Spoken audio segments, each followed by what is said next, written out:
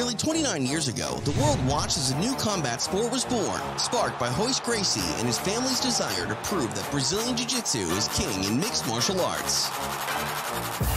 Now we'll go back to trying to straighten that arm out. There it is. He's tapping out. That's it. Beautiful, beautiful technique by Gracie. Yes, sir. Since then, dominant superstars have showcased many different styles. Oh! A front kick to the face! Wow! Now, after nearly 3 decades, history has shown that in order to stand tall as an elite UFC champion, you'll be forced to prove yourself on the floor. Looks like DC's under that chin. He's got the neck. There's the tap. A quick night at the office for the still heavyweight king, Daniel Cormier. Tonight in Las Vegas, we celebrate submission grappling with the second installment of the UFC Fight Pass Invitational. Squaring off will be teams of 4 coached by UFC legends, including a Hall of Famer, a showman, an icon, and a technician. Live from inside the UFC Apex in Las Vegas, this is the UFC Fight Pass Invitational 2.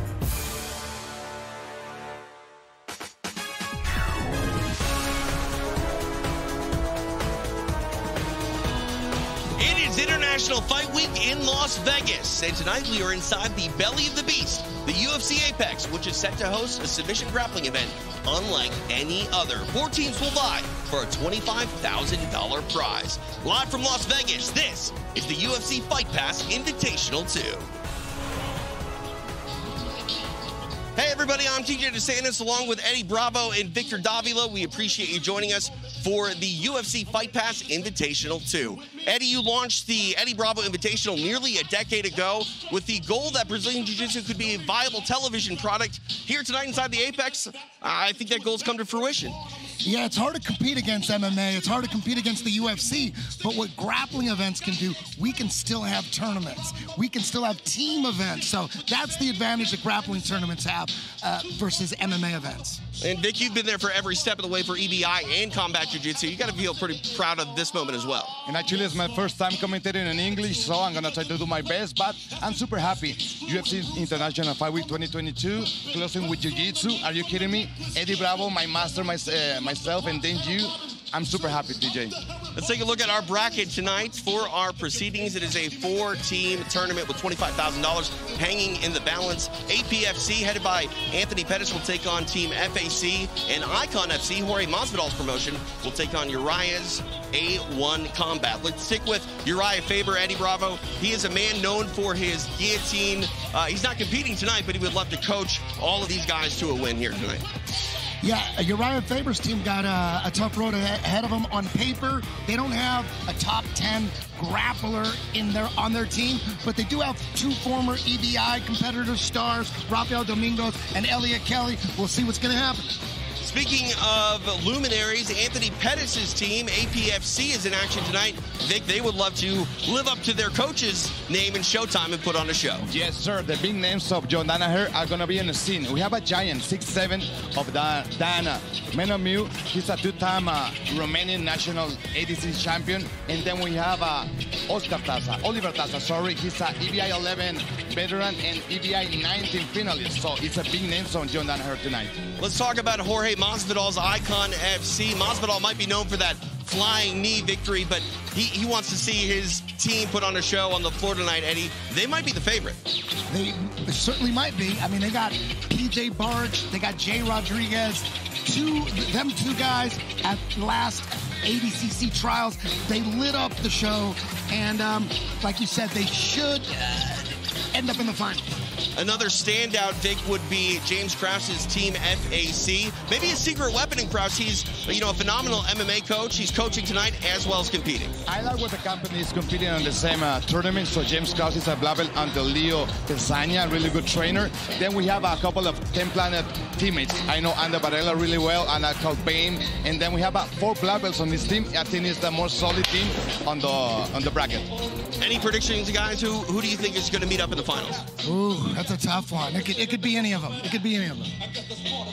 I think I have a favor. I think that the Team Krause has 4 black belts. 2, I mean, Andy Varela was the revelation of the ADCC trials. I think we're expecting big names from this tournament. Andy Varela is one of them. We'll see what happens. You never know when the tournament is in play what could happen. One thing we do know are the rules for the UFC Fight Pass Invitational 2. Let's take a look at them now. Let us now take a look at the rules for the UFC Fight Pass Invitational. All of our bouts will be subject to one 8-minute round. A bout can be won via submission, technical submission, referee stoppage, or by disqualification. Our team tonight will consist of 4 athletes whose total combined weight may not exceed 750 pounds. For our team tournament tonight, the winner of a bout will remain on the mat to take on the next competitor. In the event of a draw, both competitors will be eliminated. Once all 4 members of a team have been eliminated, the match is over. If both teams' final representatives are eliminated due to a draw, a winner will be determined via judge's decision. 3 judges will score the entirety of the match based on effective grappling, aggression, and mat control. And for all our non-tournament bouts tonight that go the distance, the judges will be called upon to render a decision. And of course, the UFC Fight Pass Invitational is built for action. If any bout fails to reach the floor after 90 seconds, then the get-down rule will be implemented. If 2 additional stalling warnings are made by the referees, a penalty will be called, forcing a spiderweb or back take situation. In both of these instances, a coin flip will determine position. Our judges tonight, scoring the bounce mat side, are WEC veteran Fredson Bajau, former UFC light heavyweight champion Forrest Griffin, and Claudia Gadelia. For more information on tonight's proceedings, catching up with Uriah Faber is the 4th member of our broadcast team. It's the little monster, Vanessa Demopoulos. Hey everybody, we are here with Uriah Faber. Uriah, you said that this is a promotion that is a promotion promoting promoters. So what is that like for you, knowing this opportunity that you have here to coach the guys walking out there onto the mats today? It's pretty exciting. I mean, like I said, killing a lot of birds with one stone here. You know, this is obviously a big event, but it's also a representation of the fact that all of us fighters, some active, some retired, have their own promotions, which is awesome. So, you know, we're getting to see some great competition, but we're also promoting the fact that we hold fights ourselves. Absolutely, and we look forward to you going out there and coaching your team to victory tonight. Good luck to you as you guys make your walk. I appreciate it. Yep, some good matches tonight. Looking forward to winning it. Thank you very much. And now, ladies and gentlemen, your official UFC Fight Pass Invitational 2 teams.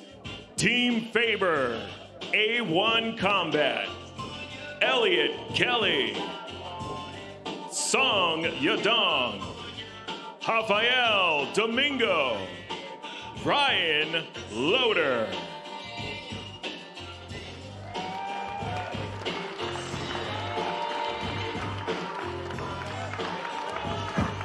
Team A1 Combat making the walk to the Fight Pass Invitational mat. They are the underdogs, but Eddie, we've seen time and time again, tournaments sometimes create underdogs and turn them into stars. Yeah, it's, you know, like I said at the top of the show, on paper, Uriah's team doesn't have anybody that's currently in the top 10 or even the top 20 in the grappling world. They got a lot of tough competitors, a couple EBI veterans, Rafael Domingos, Elliot Kelly. They got the toughest task ahead of them. We'll see what they do tonight on the mat. Vanessa Demopoulos is backstage with James Krause. Hi there, we're here with James Krause right now. James, we've seen you a lot on the coaching side, especially with the UFC fighters. Do you see anything much different tonight when it comes to coaching jiu-jitsu competitors? And then you are also a part of that competition tonight. Yeah, I mean, obviously it's a little different because it's only one discipline, so I feel like the coaching aspect is much less of a role for sure. And then obviously I'm competing, so and not only am I competing, but it's been a long time since I've been the worst one on the team. So my team's pretty good. You know, all the teams are really stacked. You know, it's I've always been a big believer in putting yourself out there, challenge yourself, continue to compete, and that's what we're doing tonight. Absolutely, and with a mindset like that, we look forward to you and your team going out there with your success, and let's see the team walk tonight. Team Krause, Fighting Alliance Championships. Kyle Bain, Joe Solecki, the James Krause, and Andy Varela. Team FAC headed by coach and competitor, the James Krause. Victor, you talked about Krause being not only on the mat as a coach, but a competitor tonight, you thought that was actually something that could favor them. I love that. I love that the coach he's putting on. He's the Brando Moreno now's head coach. He's like an inspiration for coaches, for students, for competitors. And I know a few guys on his team that I'm going to give you a little important details later. And FAC was part of the Fight Pass Invitational #1, so some experience on their edge as well coming into FBI 2. Let's catch up again one more time with Vanessa Demopoulos. Hi there, we are here with Anthony Pettis. Anthony, please tell us a little bit about what this feels like for you right now as a coach, knowing that you do have a competition coming up. You are an active fighter. You are somebody who does promotions. This is a lot of hats for one man to be wearing. What does that feel like? Yeah, it's honestly amazing. The UFC Fight Pass giving these guys an opportunity like they are to showcase jiu-jitsu on this highest level. It's cool to be part of this, and I got a killer squad. Big shout out to my guy, Gordon Ryan, for helping me put this squad together, and we're excited to go out there and compete. Absolutely. We are so excited to watch you guys, and now we get to watch you guys make the walk right now. Thank you so much for your time.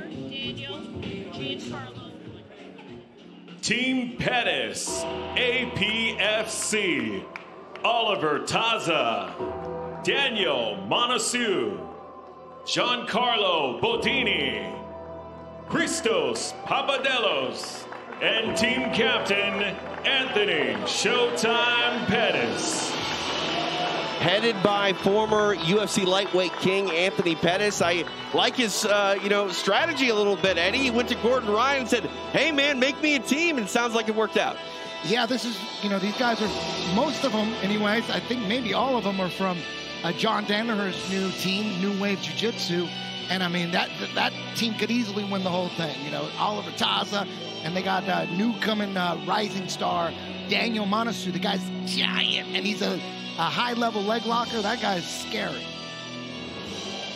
All right, we will now throw it back to Vanessa Demopoulos, who's with Team Icon FC's co-captain, Bo Nickel. Hi there, I'm here with Mr. Bo Nichols, representation of George Masvidal's team. What does it feel like for you to be out here on the jiu-jitsu match with the competition, knowing that now you're on the MMA matches, you're literally doing everything? What is this like for you? Yeah, I think, I'm just a competitor at heart, so I'm very grateful to have an awesome team. Been learning from these guys the last few days, and I'm just excited to put on a great performance. The man said the last few days, and he's about to go out there and dominate. We look forward to making you guys' walk, and let's see the team do their thing. Thank you very much. Thank you. And Team Masvidal, Icon FC, Bo Nickel, J-Rod, Enrico Coco, and PJ Barch. Looking at this Icon FC team, Victor, it is interesting because all of these are very notable names, but the most inexperienced guy is probably Bo Nickel when it comes to submission grappling. And we're talking about a 3-time NCAA national champion. This team is incredibly stacked. That's the thing. You're speaking of a high-level wrestling in a jiu-jitsu tournament, but this guy knows what it is to compete on a high level, high paces, pressure, takedowns. Let's see how he behaves under the jiu-jitsu scene. Well, the stage is set. The FPI UFC Fight Pass Invitational #2 is about to get underway live in Las Vegas. Eddie Bravo, Anthony Showtime Pettis, wants to live up to that nickname even though he's not competing tonight, and he's got some really talented guys to put on a show. Yeah, he's got a stacked team, man. The guys from John Danaher and Gordon Ryan, their squad, they're coming up strong. Oliver Taz is a veteran, been in EBI, been in Abu Dhabi, just ended up in the finals at EBI 19. And, they're definitely one of the favorites to win it all. We'll see what they can do here tonight. Oliver Taza, as you mentioned, a veteran with some skills, but they got to go through a very tough team in Team FAC, headed by James Krause. Victor Davila, your thoughts on what this match is going to look like with James Krause at the helm? I would like to mention that James Krause is not only a good coach, but he has wins over black belts in the UFC, like Sergino Moraes, look a high-level MMA fighter, black belt in Jiu-Jitsu, Claudio Silva, so James Krause is no joke. Plus, he's got Andy Varela we sent on his team. I know him since he was a blue belt. I gave him the blue belt, purple and brown belt. Casey Helsted polished that diamond, and now he's one of the most best grappler, probably top 10 in the world, that is becoming a racing star. Yeah, a ton of hype around this team, and we'll see how they do because they want to make their coaches proud and they want to put on a show. This is for history. It's also for $25,000, guys. That's not easy. You know, $25,000 for grappling? Are you kidding me? That's a really good price. Yeah, long ago. I mean, still in jiu-jitsu, it's very much a sport that you have to pay to compete, but not so much anymore. Vanessa Demopoulos, you're backstage. What are you thinking about tonight's event? I look forward to it more. I think that all of these competitors are so freaking awesome, and they come from such large accolades. So this is going to be so much fun to be able to watch them go out there and scrap it out. Thanks, Vanessa. One thing, Eddie, we talk about all the time about how jiu-jitsu, it's the quote-unquote gentle art, but when it's presented correctly, it has a big fight feel. We're inside the Apex. This is a big fight feel. Yes. And, I mean, with jiu-jitsu tournaments, you can do tournaments. You can do team tournaments like this. Very hard to do a tournament these days with MMA. Like, remember UFC 2, that was a 16-man tournament. UFC 2 is what blew the world up and what just launched MMA in the United States and in the world. But you can't do tournaments anymore in MMA. It's just too brutal. But in jiu-jitsu, you can. That's the advantage right there. We got the first two, guys. All right, it's time to get underway live in Las Vegas. You're watching the UFC Fight Pass Invitational number 2. We are underway.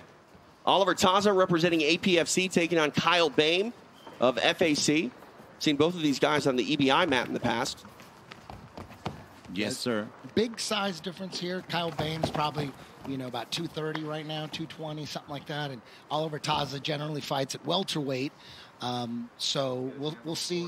We'll see how Oliver handles that weight difference. How do you guys feel about the strategy of the teams playing out here, putting the larger man in first versus somebody who's so high level and consistently competing in jiu-jitsu? Well, in tournaments like this, team tournaments, if you could get up one, that's a huge advantage because you could win it all with just one submission. And all you'd have to technically do to win the whole thing is just draw, just not get tapped and just draw your opponents until it's over. Ooh. So sometimes that's an advantage. Some people put their little guys first. It all depends. If it was me, I would put a mid-sized guy in the middle in the first match so he can face like a fast, smaller guy or heavier, stronger guy. In this case, we have speed against strength. Vanessa and I caught up with James Krause yesterday and talked about that placement, and he thought that you should get a guy out there first that can pull off a few submissions and really sort of set the tone. And that man right now for Team Krause is Kyle Bain. Right now he's on bottom here with Oliver Taza. Yeah, there's you don't want to get tapped, that's for sure, and you're definitely trying to win. But in certain situations, you're just trying to take out the best guy. Just draw with the best guy, take him out, and that's a big part of the game. Now back to the feet. We're going to get a restart here in the center of the mat. Again, our matches consist of 1 8-minute round, and if we fail to get a winner, both competitors are eliminated. Bain pulling guard. And we know Oliver Taza to be more of a bottom game player, so to see that type of a strategy against somebody who's so much larger than him, it's really awesome. Yes, and risky at the same time. I like 8-minute rounds. That's the way we train at the Templana headquarters, always 8-minute rounds. So that's good enough, I guess. What do you think, Eddie, on the 8-minute rounds? Yeah, both guys are very good at leg locks. Both are well known for their leg lock game. Oliver Taza coming from the Danaher squad, and Kyle Bain from 10th Planet. I know his game very, very well, and we probably won't see a leg submission here. These guys are very hard to tap with leg locks. Someone's going to have to get to the back to finish this one out. Taza trying to clear the legs and pass the guard of Bain. Bain making it difficult, trying to maybe isolate that arm.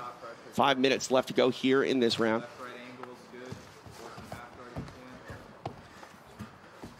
That's the other thing, too. If all of our matches end in a draw, we have 3 judges scoring the bout. So aggression is very key here because they score the match as a whole. So they definitely want to turn up the intensity in each and every match.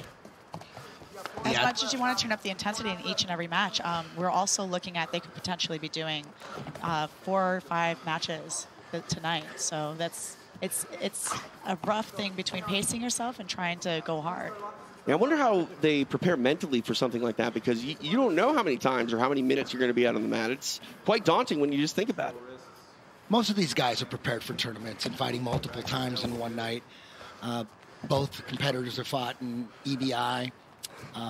So I don't think that's much of a problem. As long as they did the right cardio, the right sprints, I think both of them are going to be fine. Well, I did none of those things, which is why it's hard for me to visualize. Where the cardio really comes in is if you win, if you manage to submit your opponent, now you have to fight again. Then the cardio starts setting in.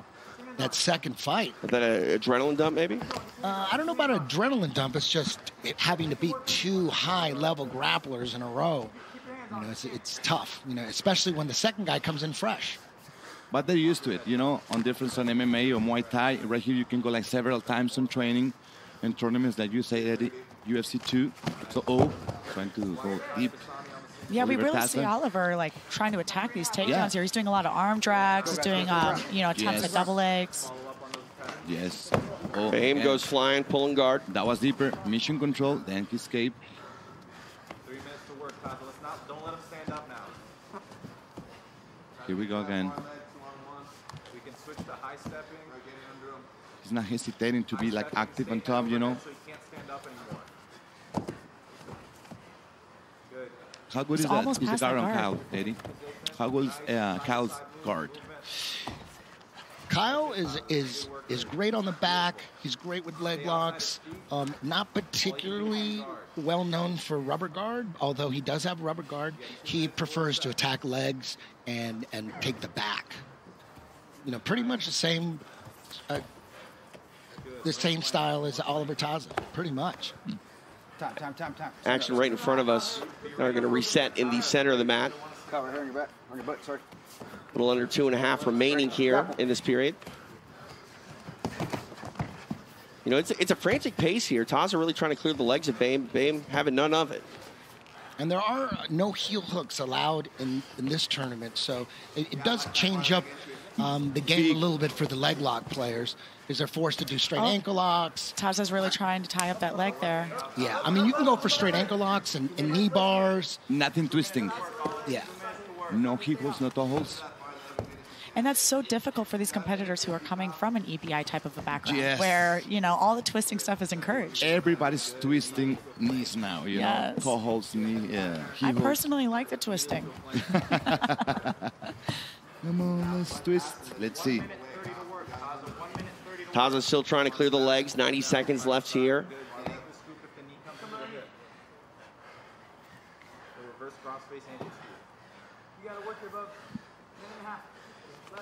Trying to find a way through. Looks like there may be accidental strike to the head there. Taza was checking to make sure he wasn't bleeding.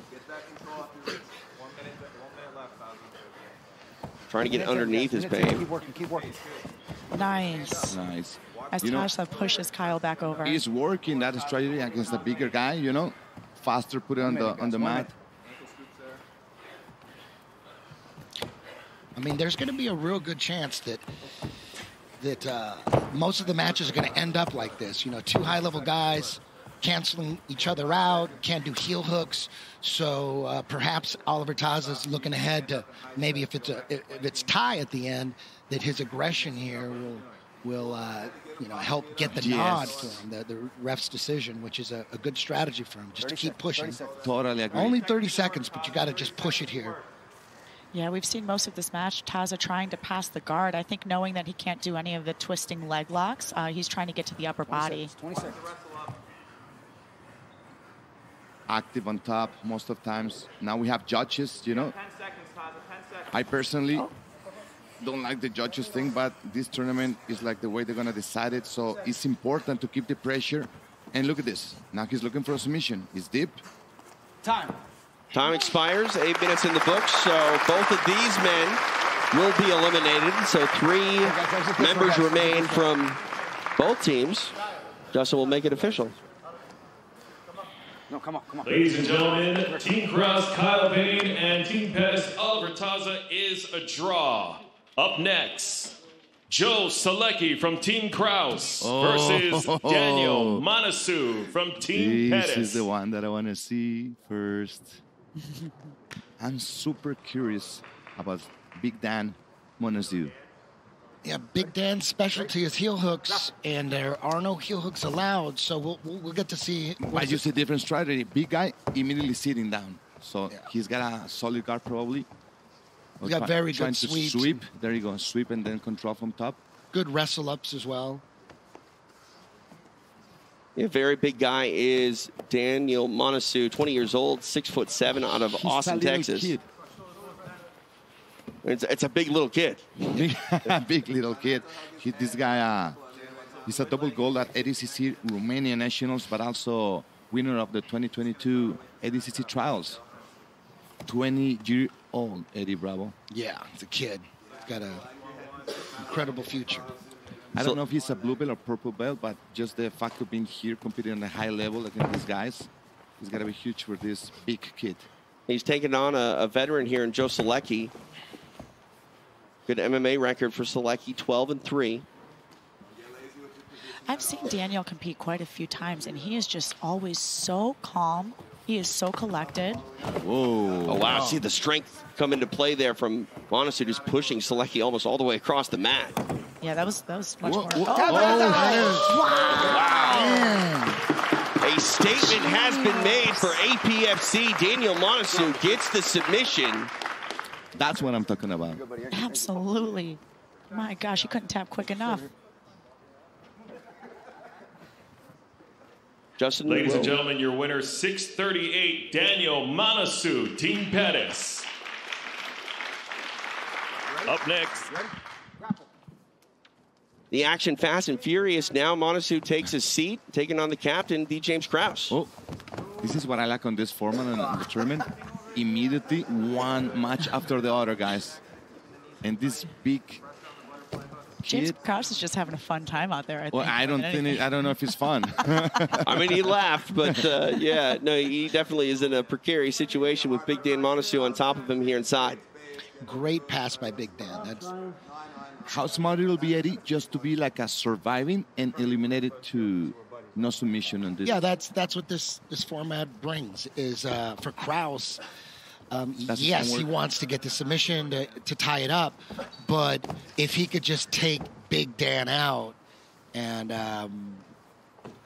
just get him out of there. I mean, his size and his strength. If he gets around that ankle, like we just saw, we saw that he's got good straight ankle locks. It's funny because when interviewing James Krause, he laughs that he's the coach. He's like, but I'm probably one of the worst competitors on the team.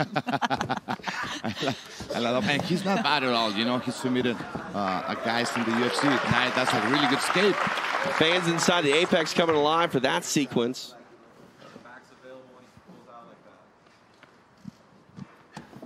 You know, Krause really takes everything one fight at a time, one moment at a time. Oh, look at that sweep. That was perfect. That was gorgeous. Now finds himself on bottom here of Daniel Monosue. Knee on belly. Yeah, Big Dan takes out Krause. Man, it's pretty much over at that point. Well, we have Andy that is really fast. Andy Varela taking he would have to second finish at the everybody. ADCC trials. Yeah. And do you know if Big Dan eliminates Krause, makes it more interesting, you know, because now Andy's going to be... Oh, there's a tap. Wow, Daniel Monosue putting on a show inside the Apex. He taps James Krause. 2 for 2 with submissions. Yeah. Justin will make it official. Ladies and gentlemen, at 6 minutes, 4 seconds, your winner by rear naked choke, Daniel Monosue. Here we go. Up next, Daniel Monosue versus Andy Varela. We talk about the curveballs that tournaments can throw. APFC throwing some curveballs, and now Andy Varela is tasked with trying to get this thing back to what a lot of people thought was on paper, Team FAC being the favorite. Yeah, all Big Dan has to do is just draw, and then it's over, and they win. Andy has to finish him and then finish the next opponent. He's got a tall order. Andy Varela is a man on a mission. He's got the speed. They call him Ninja. He's got a really good passes. Look, speed. But a guy that is 6'7", that sleeps at the beginning of the match. Look at this. He's going to go for a buggy. Oh, he thought about a buggy choke for a second. Oh. Very hard to stay past on Dan. There's such a big strength difference. Just bench pressed him off. Passed again briefly, just a brief pass. Look how flexible he is. Yeah. Most of heavy guys try the pressure, you know, but this guy, you know, sits immediately, waits for you to get into his guard, and then sweeps you. Yeah. Most big guys don't. There you go. Hey. That's one of Andy Varela's moves. The backflip into the guard pass. Yes. Yes. It was like a moonsault from pro wrestling. Yeah. Looked like Dan was waiting on that to try to catch his back, and it almost did. Center up, center up. Credit to Varela trying to make something happen. Very aggressive here. Double leg takedown from Andy Varela. How good was that? Varela is here to compete, ladies and gentlemen. But that guard is really hard to pass. 6'7", flexible, short legs. Yeah, most big guys don't pull guard as freely and as confidently as Big Dan here. And I say 6'7", short legs because look at the complexion of his body, you know? Yeah, and he's flexible. Yes. Look at that. We've come a long way from the little guy, Royce Gracie, at UFC 1 doing jiu-jitsu. We got a big guy out there in Daniel Monosue, and you know, it's the Brazilian Jiu-Jitsu has always been thought to manipulate, you know, competitors where the smaller man can have an advantage. But man, if you're a heavyweight with size and strength, that technique, man, you're unstoppable. What if the big guys knows jiu-jitsu as well? This is the case. But again, credit to Varela. He knows the task in front of him, and he's trying to take it. Well, he passed once, and then a second time briefly, so he can get past the guard, but can he stay past long enough to set up a submission? That's the question there, and he's got a little more than 5 minutes to do it. He's got to keep pushing, somehow find a way to Dan's back, or some kind of arm bar. This guy can be the next Gordon Ryan in the future, I guess. He's got the size, the skill. Look at the calm. Look at his face. You know, He's so relaxed. Yeah, he's very stoic. You know, it doesn't matter what the situation is. He just seems like he's completely engaged in one move at a time. He doesn't panic. Yeah. Going for that sweep is Monosue, now back to the feet. Great balance on Andy.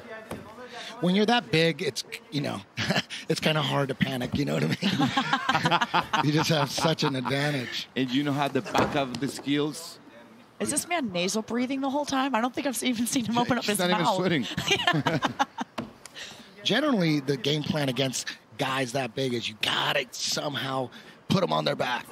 But that's not the game plan with him. He's very comfortable on his back. Great guard retention. I'm wondering if he thinks he's got an advantage over everybody else. Do you think he thinks that? I or mean, he doesn't care. He looks like a confident man to me. Yeah, he's giant. Yeah. So I would be pretty confident if I was his size. Right. I'd feel like King Kong. Like Andy Varela is not a small person, but Dan makes him look like he is. Right. Yeah. Just past the halfway point here of this period. Varela back to his feet. Again, trying to solve the riddle and getting past the guard here of Monosue. That was a beautiful pass by Andy Varela. It's just staying pass. Look at that. Wow. Doing a good there job we go. maintaining. Sitting down. See if Varela can get something going here from side. That's a good time, you know. 3 minutes and a half. That's good enough for a fast guy, the Ninja Varela, to do something. Went knee on belly for a brief moment. I remember that match when Gio Martinez submitted the giant guy, remember? That it was like a movie. Yes, yes. Oh, my God. Hasim Rida. Yeah. Let's see if Andy Varela can make the... Ooh. So I'm pretty sure that was a kick. That was definitely a kick.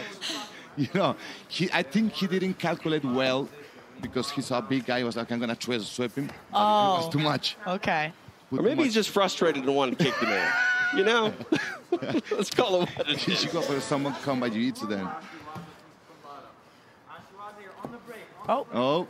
Now he's fainting. That's a fainting. Yeah. He's working now. Speed. Speed. If I were on Andy Varela's corner, I will ask him to use the maximum speed to pass the guard, establish. 230 left. Keep working. Now, a giant guy, Eddie Bravo, I'm going to make you a question. What would you go?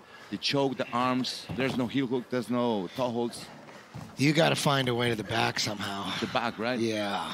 I mean, unless you can get, you know, one of those arm bars you get in the pass, in the transition, one of those flying arm bars. Yeah, flying triangle right here. Like David Ramos on Sao Paulo, remember? Exactly, exactly. But still, like, I don't know. Daniel looks like he's strong enough to maybe even just like bicep curl a arm bar, you know. Under 2 minutes remain here in this regulation period. Again, 8-minute rounds.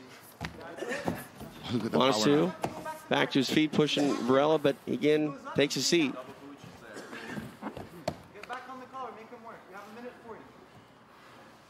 We haven't even seen Big Dan being aggressive, you know? He's just patient, technical, saving energy. Imagine if he proposed a fast pace.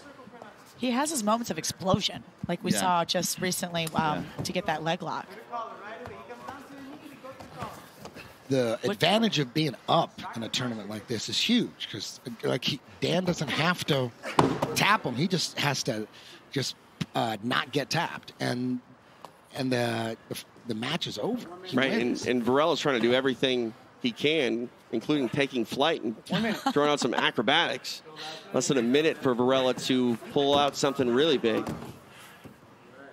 Yeah, Andy is literally doing backflips to win this match. And Monosue, you know, still relatively young in his jiu-jitsu journey. Blue belt, you know, like this is a huge statement for him. They don't make blue belts like they used to. You know, say that again. There may be a lot of people that doesn't know Big Dan today, but after this tournament, I'm pretty sure that they will. It's like 30 seconds. 30 seconds. New rising star for the Danaher. It would have been interesting to see Kyle Bain and Jim Big Dan. That would have been. Now Varela tries to get into his mind now. I think that was the first emotion we've seen from Dan the entire match. He smiled a little bit at him. He's a kid, but he's so smart. He's no, I ain't. Do what you're saying. That's fine. Varela pushing the pace until the very end, but time expires, and so does the evening for Team FAC. Daniel Monosue showing his worth, the MVP thus far for Team APFC, and we'll make it official. Ladies and gentlemen, this match is a draw, and your first team's match winners and advancing to the finals, Team Pettis. Team Pettis getting it done. Eddie Bravo, safe to say that Daniel Monosue is something to worry about for anybody that's going to stand in front of him later tonight. Absolutely. He'd be a great addition to EBI Absolutes as well. I'm looking at that. Would love to have him in there. It's going to be hard to deal with that size and the technique. He's got the size and the technique. He's flexible. He's got great leg locks, strong as hell. That's going to be a tough one to beat right there. Yeah, we'll see Daniel Monosue and Team APFC a little bit later on tonight. We'll also see some single matches featuring that woman, Roxanne Modafferi. The Happy Warrior is back in action tonight. She's retired from MMA competition, but very much still in the grappling game. We'll see her take the mat in the Apex later tonight when she takes on Michelle Oliveira. There's another active UFC fighter right now, Andre Touchy-Feely. He's taking the mat tonight here inside the Apex in a singles match at the UFC Fight Pass Invitational. We are live in Las Vegas for FBI 2. A new crop of European stars are on the rise in the UFC. A pair of proper scousers with talent and charisma to spare. Bracket right from the patty! I do not entertain. Fearless Scott that you can never count out. Oh, great by submission! And Manchester's new favourite son. I'm born for this. They're sharp, skilled, nasty.